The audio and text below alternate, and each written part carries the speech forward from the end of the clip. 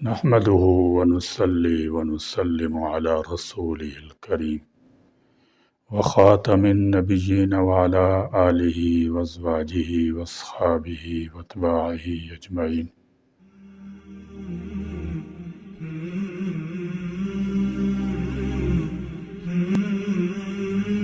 اللهم لك الحمد كما أنت أهله فصل على محمد كما أنت أهله وافعل بنا ما أنت أهله فإنك أهل التقوى وأهل المغفرة.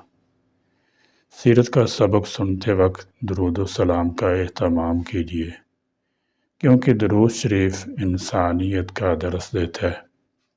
درود شریف خدا کی قربت کا ذریعہ ہے۔ درود شریف مجلس کو منور کرتا ہے۔ درود شریف روزی میں برکت لاتا ہے۔ درود شریف گھریلو جھگڑوں کا علاج ہے۔ درود شریف بھائی چارے کو فروغ دیتا ہے۔ درود شریف زندگی کو بامقصد بناتا ہے۔ درود شریف نیک خوابوں کا سبب ہے۔ آج انشاءاللہ تعالی سیرت مصطفیٰ صلی اللہ تعالی علیہ وسلم کا سبق نمبر 96 ہے، جس میں دور نبی میں مساجد کا کردار، فرد اور معاشرے کی تعلیم و تربیت میں مسجد کا کردار، اس کے متعلق پڑھیں گے۔ دور نبی میں معاشرتی زندگی کے تمام درپیش مسائل کا حل مساجد میں ہوا کرتا تھا۔ مساجد میں فیصلے ہوا کرتے تھے اور وہیں اصلاحی پروگرام ترتیب دیے جاتے تھے۔ یہ نظام خلفائے راشدین کے زمانے میں بھی قائم رہا۔ مساجد کو ہی تعلیم اور عدل و انصاف کا مرکز بنایا گیا۔ مساجد میں درپیش مسائل کے فیصلے صحیح اور بر وقت ہوا کرتے تھے۔ رشوت اور سفارش کا نام و نشان بھی نہیں تھا، اور نہ کوئی جھوٹی گواہی کا تصور تھا۔ مسجد کے احترام میں لوگ اللہ تعالیٰ کے خوف سے ڈرتے تھے۔ لوگوں کا کردار عمل بلند ہوا کرتا تھا۔ شادی بیاہ کی تقریبات بڑی کفایت شعاری اور سادگی کے ساتھ مساجد میں سر انجام پایا کرتی تھیں۔ جب تک مساجد کو مرکز کی حیثیت حاصل رہی، مسلمان کبھی مایوسی تنہائی کا شکار نہیں ہوئے، اس لیے کہ مساجد اجتماعیت کا نشان تھی۔ مساجد میں علماء کو بلند مقام حاصل رہا ہے، اور عالم کی تعریف یہ ہے کہ جو قوم کے افراد کو جہالت کے اندھیروں سے نکال کر ان کی رہنمائی علم و عمل کی نور کی جانب کرے۔ زوال پذیر معاشرے کی اصلاح مساجد میں متذکرہ نظام رائج کی بغیر قطعی طور پر ممکن نہیں۔ اس اصول مقصد کے لیے مساجد میں اعلیٰ تعلیم یافتہ، باعمل، امت کے دردمند، اسلام کی اعلیٰ روشن تعلیمات کا مجسم پیکر علماء اور خطباء کا ہونا اشد ضروری ہے،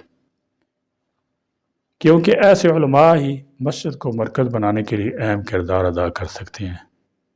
مسجد وہ مقام ہے جہاں اسلامی معاشرت نشو و نما پاتی ہے۔ علم دین کی اشاعت کا بہترین مرکز بھی ہمیشہ سے مسجد ہی رہی ہے۔ حقیقت یہ ہے کہ مسلمان نماز پنگانہ کی ادائی کے علاوہ اخوت، مساوات اور اتحاد، احسان و ہمدردی کے قیمتی جواہر مسجد سے ہی حاصل کرتے تھے، جو آج بدقسمتی سے بالکل مفقود ہیں۔ آداب مجلس اور آداب معاشرت کے اصولوں کی عملی تربیت بھی مساجد میں ہی سر انجام پایا کرتی تھی۔ لہذا اسلامی معاشرت کی تعمیر و ترقی کے لیے مساجد کو مرکز بنانا ہی موضوع ہے۔ ان کے بغیر عامت المسلمین کی تربیت اور اصلاح نفس مشکل ہی نہیں بلکہ ناممکن ہے۔ مساجد جیسا عظیم الشان نظام دنیا کے کسی بھی دوسرے مذہب میں نہیں۔ اس نظام کے قائم ہو جانے کے مختصر عرصے میں ہی ہم اپنی گمگشتہ شان حاصل کر سکیں گے، اور غیر اقوام اس کی افادیت کا تسلیم کرنے پر مجبور ہو جائیں گی۔ سورۃ النور میں ارشاد رب کریم ہے کہ کیا آپ نے نہیں دیکھا کہ آسمانوں اور زمین کی کل مخلوق اور پر پھیلائے ہوئے اڑنے والے کل پرندے اللہ کی تسبیح میں مشغول ہیں، اور سب اپنی نماز اور تسبیح سے واقف ہیں، اور جو کچھ وہ کرتے ہیں اللہ کو معلوم ہے۔ صحت مند معاشرے کی تشکیل میں مسجد کا کلیدی کردار ہے۔ وہ مرکز جو سماج کے جملہ مسائل اور ان کا حل پیش کرے اور افراد کی روحانی تربیت کا اہتمام کرے، ایسے مرکز کو دینی زبان میں مسجد کہتے ہیں۔ مولانا ابوالکلام آزاد رحمۃ اللہ تعالی فرماتے ہیں، اگر جماعت اور مجمع کا فرق دیکھنا ہو تو بازار اور مسجد کو دیکھو۔ بازار میں بے پناہ لوگ ہوتے ہیں، ان کے مقاصد، افکار اور اعمال جدا جدا ہوتے ہیں، جبکہ مسجد میں اجتماعیت نظر آتی ہے۔ مساجد اللہ کا گھر ہوتی ہیں، جہاں کندھے سے کندھا ملا کر محمود و ایاز بھی خدا پرستی کا وصف پیدا کر کے انسانی مساوات دوستی کا بہترین درس دیتے ہوئے نظر آتے ہیں۔ مساجد چونکہ بہترین سماجی مراکز ہوتی ہیں، اس لیے یہاں سے دین کے غلبے کے نظریے کا شعور حاصل کرنے والے لوگ ماہر شریعت، طریقت، سیاست، ماہرین معیشت بنتے ہیں۔ مساجدی معاشرے میں عدل و انصاف کے قیام اور ہم وقت اس کی حفاظت نگرانی کی ذمہ دار بھی ہوتی ہے۔ اس تناظر میں مسجد نبوی کا کردار قائدانہ ہے، جہاں بین الاقوامی سطح کی انقلابی جماعت تربیت ہوئی، جس نے آگے چل کر عرب و عجموں میں دین کی عادلانہ نظام کو غالب کیا، انسانوں کو غلامی سے نکالا اور انسانیت کے فطری ارتقاء کو جاری و ساری رکھا۔ قرآن مجید میں 5 مساجد کا ذکر ہے۔ نمبر 1 مسجد الحرام، جس کی بنیاد خالص توحید شرک سے پاکی پر رکھی گئی ہے۔ نمبر 2 مسجد اقصی، مسجد حرام کے 40 سال بعد حضرت داؤد علیہ السلام نے اس کی تعمیر کو مکمل کیا تھا۔ معراج میں حضور اکرم صلی اللہ تعالی علیہ وسلم کو سیر کرائی گئی اور ہجرت کے بعد شروع زمانہ میں مدینہ منورہ میں اس کو قبلہ بنایا گیا۔ نمبر 3 مسجد قباء، جس کی بنیاد تقوی پر رکھی گئی۔ نمبر 4 مسجد نبوی، سیاسی اور سماجی زندگی میں ایک اہم کردار ادا کیا۔ ایک سماجی مرکز، عدالت، مذہبی دستگاہ کے طور پر کام کرتی تھی۔ نمبر 5 مسجد ضرار، جس کی بنیاد کفر پر رکھی گئی تھی اور مقصد مسلمانوں میں تفرقہ بازی، تفریق کو فروغ دے کر ان کو نقصان پہنچانا تھا۔ غلبہ دین کے دور میں انسانی کی رہنمائی اور اخلاق کی تربیت مسجد میں ہوتی تھی،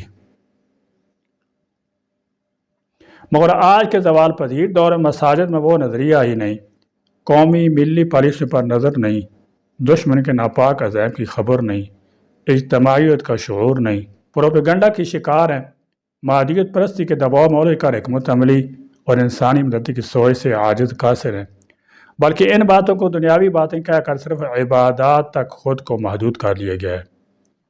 مولانا الیاس دہلوی رحمۃ اللہ تعالی علیہ فرماتے ہیں کہ ہماری مساجد مسجد نبوی کی بیٹیاں ہیں، ان کا کردار بھی مسجد نبوی کے کردار جیسا ہونا چاہیے۔ اکثر مسلمان صرف یہی جانتے ہیں کہ مسجد میں نماز کو مقررہ اوقات پر پڑھ لینا ہی فرض کی ادائی سے سرخرو ہو جانا ہے، اس کے بعد مطمئن ہو کر شیطانی افعال و اعمال کی جانب راغب ہو جاتے ہیں۔ ایسے عقیدے کے تحت جنت نہیں ملے گی، اس کے لیے اللہ کے تمام احکامات کی تعمیل کرنا لازمی ہے۔ فرد اور معاشرے کی تعلیم تربیت مسجد کا کردار، مسجد فرد اور معاشرے کی تعلیم تربیت میں اہم کردار ادا کرتی ہے۔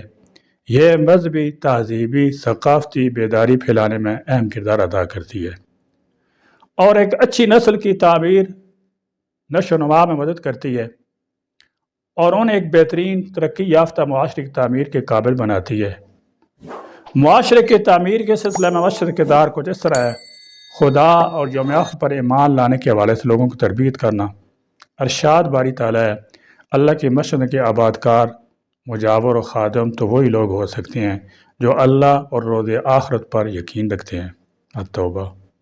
لوگوں کو دین کی تعلیم دینا اور انہیں اس کی سمجھ بوجھ عطا کرنا۔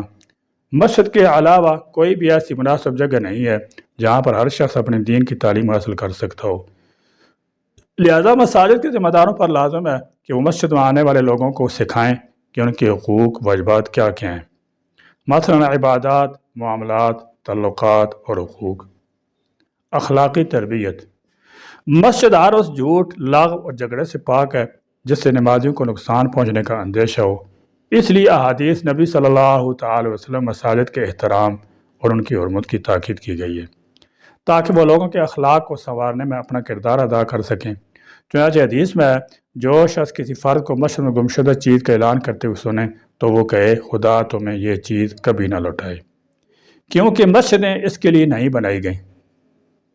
سماج کی تربیت، اس میں کوئی شک نہیں کہ سماج کی بہتر تربیت کے حوالے سے مساجد کو ایک نمایاں حیثیت حاصل ہے جو انہیں سماج کے باقی تمام اداروں سے ممیز کرتی ہے۔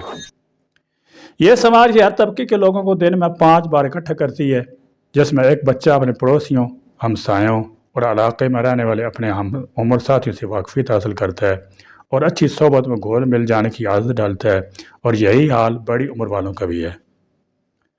مسجد بطور دانشگاہ ایک ایسی جگہ جہاں قابل اور ذہین لوگ اسلامی ریاست قیام کے مختلف تعلیم مراحل سے گزرنے کے بعد فارغ التحصیل ہوتے ہیں۔ اللہ تعالیٰ آہستہ آہستہ قرآن کے نزول کی حکمت کی طرف اشارہ فرماتے ہیں کہ اس کے پیچھے یہ حکمت کا فرما تھی کہ لوگ ساتھ ساتھ ان احکام پر عمل کر سکیں۔ اگر اس کے برعکس قرآن ایک ہی وقت میں نازل ہوتا تو ان کے لیے ایک ہی وقت میں متفرق احکام پر عمل کرنا مشکل ہو جاتا۔ چنانچہ اللہ تعالیٰ ارشاد فرماتے ہیں، اور اس قرآن کو ہم نے تھوڑا تھوڑا کر کے نازل کیا ہے تاکہ تم ٹھہر ٹھہر کر اسے لوگوں کو سناؤ، اور اسے ہم نے موقع بموقع بتدریج اتارا ہے۔ الاسراء۔ مسجد بطور دار الافتاء اور دار القضاء رسول اللہ صلی اللہ تعالی وسلم اپنے اصحاب کے ساتھ مسجد میں بیٹھتے تھے اور وہ آپ سے سوال کرتے تھے تو آپ صلی اللہ تعالی وسلم ان کے سوالات کا جواب دیتے تھے۔ ایک دفعہ آپ صلی اللہ تعالی وسلم مسجد میں سے تو ایک شخص نے آپ سے محرم یعنی احرام پہنے ہوئے شخص کے لیے میقات کے احکام کے بارے میں استفسار کیا تو آپ صلی اللہ تعالی وسلم نے جواب دیا۔ رسول اللہ صلی اللہ تعالی وسلم کے بعد آپ کے صحابہ نے بھی ایسا ہی کیا۔ پھر خلفائے راشدین نے بھی مسجد میں فتوے دیتے اور لوگوں کے درمیان فیصلے بھی کرتے، تو اس طرح مساجد بیک وقت دار الافتاء بھی ہوا کرتی تھی اور دار القضاء بھی۔ مسجد بطور گھڑ سواری سے کھانے کی تربیت گاہ رسول اللہ صلی اللہ تعالی وسلم کی مسجد ان کی دعوت کی گواہ ہے کہ خدا کے رسول نے انہیں جہاد کے لیے یہیں تیار کیا، یہاں ہی ان کی تربیت کی اور یہیں سے وہ روانہ ہوئے اور ترتیب دیے گئے، یہاں تک کہ اس نے اسلام کے کچھ سپاہیوں کو ہتھیاروں کی تربیت دینے کی اجازت دی جبکہ وہ ان پر نظر رکھے ہوئے تھے۔ آپ صلی اللہ تعالی وسلم نے اپنی زوجہ عائشہ رضی اللہ تعالیٰ عنہا کو بھی اجازت دے دی کہ وہ پیچھے سے ان پر نظر رکھے، اور جب عمر رضی اللہ تعالیٰ عنہ نے انہیں دیکھا تو انہیں ڈانٹا اور روکنے کی کوشش کی تو رسول اللہ صلی اللہ تعالی وسلم نے انہیں حکم دیا کہ وہ انہیں چھوڑ دے۔ مشاورت اور شورا کی جگہ رسول اللہ صلی اللہ تعالی وسلم مسجد کے اندر اہم امور معاملات میں اپنے صحابہ سے مشورہ کرتے تھے، یہاں تک کہ واقعہ افق کے حوالے سے بھی رسول اللہ صلی اللہ تعالی وسلم نے صحابہ سے مسجد نبوی میں ہی مشورہ کیا تھا۔ چنانچہ عائشہ رضی اللہ تعالی عنہا بیان کرتی ہیں کہ رسول اللہ صلی اللہ تعالی وسلم کی حمد و ثنا بیان کر کے لوگوں سے مخاطب ہوئے اور فرمایا، تم مجھے ان لوگوں کے بارے میں مشورہ نہیں دیتے جو میرے گھر والوں کی کردار کشی کرنے مشغول ہیں، جبکہ میں نے کبھی بھی ان کے اندر کوئی برائی نہیں دیکھی۔ مسجد بطور وفود کے استقبال اور ان سے گفت و شنید کا مرکز رسول اللہ صلی اللہ علیہ وسلم کے پاس مختلف وفود کے آنے جانے میں اضافہ ہوتا گیا، خاص طور پر فتح مکہ کے بعد، بنو ثقیف کے اسلام قبول کرنے، تبوک سے رخصت ہونے کے بعد، اور رسول اللہ صلی اللہ علیہ وسلم کے پاس ان کے استقبال کے لیے مسجد کے علاوہ کوئی جگہ نہیں تھی۔ بچوں کی تربیت مساجد کی اہمیت صرف بڑوں تک محدود نہیں بلکہ مسلم معاشرے کے نوجوانوں کے لیے بھی اس کی اہمیت برابر ہے۔ نبی کریم صلی اللہ علیہ وسلم نے بچوں کی پرورش پر زور دیا کہ ان کی ایسی تربیت کی جائے کہ وہ مساجد سے محبت کرنے لگیں، اور یہ کہ انہیں مسجد اپنے ساتھ ساتھ لے جائے تاکہ وہ اس کی وسعت میں پرورش پائیں اور ان کی روحیں سنور جائیں، ان کے اوزان صاف پاک ہو جائیں اور ان کا تزکیہ ہو جائے۔ آپ صلی اللہ تعالی وسلم نے فرمایا، اپنے بچوں کو نماز کا حکم دو، جب وہ 7 سال کے ہوں، جب وہ 10 سال کے ہو جائیں تو ان کو مارو پیٹو، اگر وہ نماز نہ پڑھیں اور ان کے بستر الگ کرو۔ اور رسول اللہ صلی اللہ تعالی وسلم نے بچوں کو مسجد آنے سے کبھی نہیں روکا۔ حضرت ابو ہریرہ رضی اللہ تعالی عنہ سے روایت ہے کہ ہم رسول اللہ صلی اللہ تعالی وسلم کے ساتھ عشاء کی نماز پڑھ رہے تھے، اور جب آپ صلی اللہ تعالی وسلم سجدے میں گئے تو حسن اور حسین رضی اللہ تعالی عنہ ان کی پیٹھ کے اوپر سوار ہو گئے، اور جب وہ اپنا سر اٹھانے لگے تو اپنا ہاتھ آرام سے پیچھے لے جاتے اور انہیں ایک ایک کر کے آستہ نیچے رکھتے، اور جب آپ صلی اللہ تعالی وسلم نے نماز مکمل کی تو آپ صلی اللہ تعالی وسلم نے دونوں کو اپنی رانوں پر رکھا۔ مساجد کے قائدانہ کردار کو کیسے بحال کیا جائے؟ اسلام میں مسجد کے کردار کو تعلیمی، تربیتی اقدامات اور بہتر طریقہ کار کے ذریعے بحال کیا جا سکتا ہے، جن میں سے بعض یہ ہے: مسجد کے تعلیمی تربیتی پہلو پر توجہ دینا، مسلمان افراد کو تعلیم دینے، ان کی صلاحیتوں کو نکھارنے پر توجہ دینا، نیز ایسے تعلیمی ثقافتی سماجی پروگراموں کا انعقاد کرنا جو مسلم کمیونٹی کی دینی تعلیمی ضروریات کو پورا کرتے ہوں۔ کمیونٹی کی شرکت، سماج کا ہر فرد مساجد کی مدد ان کے لیے ضروری وسائل مہیا کرنے میں دلچسپی رکھنے والا ہو، بشمول خیراتی تنظیموں کے تعاون کے ذریعے حفظ قرآن اور شرعی علوم کے حلقوں کا قیام۔ ان حلقات کا قیام بڑوں اور چھوٹوں دونوں کے لیے یکساں مفید ہے، کیونکہ بہت سے علماء مشائخ انہی حلقات سے فارغ التحصیل ہوئے ہیں۔ مقابلوں کے انعقاد، ان خاص مقامات پر علمی ثقافتی مقابلوں کا انعقاد ممکن بنایا جائے تاکہ طلبہ کو سیکھنے، اپنی تخلیقی صلاحیتوں کو ابھارنے کا بھرپور موقع ملے۔ مختلف سماجی اور خدمت خلق کے پروگراموں کا انعقاد، ضرورت مندوں کی امداد کرنے، سماجی مسائل کو حل کرنے کے مقصد سے مختلف پروگراموں کا انعقاد عمل میں لانا۔ مسجد میں تعلیمی نصاب تیار کرنا، ایسا تعلیمی نصاب تشکیل دینا جو وقت کے تقاضوں، معاشرے کی ضروریات سے ہم آہنگ ہو اور اس کے ساتھ ساتھ جس میں اچھے اسلامی اقدار، اچھے اخلاق اور زندگی کے اہم امور بھی شامل ہوں۔ جدید ذرائع ٹولز کا استعمال، یہ تقریروں، کلاسز میں استاد طالب علم کے درمیان تعامل کو بڑھانے، سیکھنے کے عمل کو آسان سے بنانے کے لیے ضروری ہے۔ اہم مبلغین کی تیاری اور انہیں اہل بنانا، اہم مبلغین کے لیے ایسے تعلیمی تربیتی پروگرام ترتیب دینا تاکہ وہ اپنے عہدے کے مطابق اچھی مہارت، بہتر تجربہ حاصل کر سکیں۔ حلقہ خواتین کا قیام، مسجد سے منسلک یا اس کے قریب ان حلقات کا قیام عمل میں لانا تاکہ خواتین کو دنیوی اور اخروی دونوں اعتبار سے فائدہ ہو، جہاں وہ اپنے دین کے معاملات سیکھیں گی، سماجی معاملات مسائل سے بھی آگاہ رہیں گی۔ علمی دروس کا انعقاد کرنا، نماز کے بعد یا جمعہ کے دن مختلف اور مناسب اوقات میں دروس کا اہتمام کیے جائے تاکہ لوگوں کو ان کے دین کے بارے میں واقفیت دی جائے، نیز ان کے مختلف مسائل، سوالات کو ایڈریس کیا جائے۔ محتاج ضرورت مندوں کے لیے عطیات، خیرات جمع کرنا، اس کا مطلب پڑوس میں رہنے والے غریب، حاجت مندوں کی مسلسل مالی امداد کرنا ہے۔ اس کے علاوہ ان ضرورت مندوں کا بھی خیال کرنا جو باہر رہتے ہوں۔ بچوں کو کثرت کے ساتھ مسجد جانے کی عادت ڈالنا، خاص طور پر وہ بچے جو سمجھ بوجھ کی سطح کو پہنچ چکے ہوں، انہیں ساتھ مسجد کے آداب بھی سکھائے جائیں۔ سلف صالحین کے عہد میں سمجھدار اور ناسمجھ بچے دونوں کثرت سے مسجد آتے تھے۔ بچوں کو اس بہانے سے خدا کے گھروں سے دور نہ کیا جاتا کہ وہ نمازیوں کو تنگ کرتے ہیں اور انہیں پریشان کرتے ہیں یا ان کے خشوع خضوع میں رکاوٹ بنتے ہیں۔ مسجد میں لائبریری کا قیام، ممتاز اہل علم کی نگرانی میں مطالبے پر کتاب لینے پھر پڑھنے کے لیے دی جائیں، بشرطے کہ ان میں شرعی علوم، سائنسی اسباق پر مبنی اسباق شامل ہوں۔ اعمار مبلغین کا تقرر جو عالم بھی ہوں، صالح بھی، یہ مساجد کے کردار کو بحال کرنے میں ایک اہم عنصر ہے۔ رسول اللہ صلی اللہ تعالی وسلم فرماتے ہیں، خدا کی کتاب سے سب سے زیادہ واقف لوگوں کی رہنمائی کرنی چاہیے۔ اسلامی معاشرے میں مسجد کا مقام اس روحانی مادی رہنمائی کے ذریعے بناتا ہے۔ یہ بیک وقت ایک عبادت گاہ، ایک علمی دانشگاہ، ادب کا مرکز ہے۔ یہ ایک ایسی جگہ ہے جہاں روحیں پگھل جاتی ہیں، جہاں مختلف مراتب کے لوگ جمع ہو کر خود غرضی، تکبر، خواہشات کے علیحدہ پاک ہو جاتے ہیں، پھر خالص پاک ہو کر اللہ کی بندگی کے نتیجے میں آپس میں شیر و شکر ہو جاتے ہیں۔ سیرت مصطفیٰ صلی اللہ تعالی وسلم کے مزید واقعات انشاءاللہ تعالی سبق نمبر 97 میں پڑھیں گے۔ اللہ تعالیٰ میں آپ صلی اللہ تعالی وسلم سیرت مطالعہ پڑھنے، اس پر عمل پیرا ہونے کی توفیق بخشے۔ آمین۔ وآخر دعوانا الحمدللہ رب العالمین۔